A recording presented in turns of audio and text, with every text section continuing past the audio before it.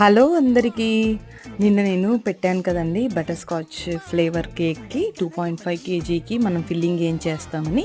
ఈరోజు direct final icing చూపించేస్తున్నాను. నిన్న క్రమ్ coating అదంతా చేసేసాను. చెప్పాను కదా 9 ఇంచ్, 7 ఇంచ్, 4 ఇంచ్ టిన్‌లో బేక్ చేసుకున్నాను. 1.25 KG 750 grams and half KG weight వచ్చేటట్టు.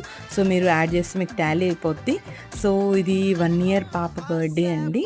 ఫస్ట్ బర్త్డేకి నేను చేసిన కేక్ అనమాట. వాళ్ళు చాలా తక్కువ క్రీమ్ వేయన్నారు. అక్కడికి నేను మ్యాక్సిమం ట్రై చేసాను తక్కువ క్రీమే యూజ్ చేయడానికి.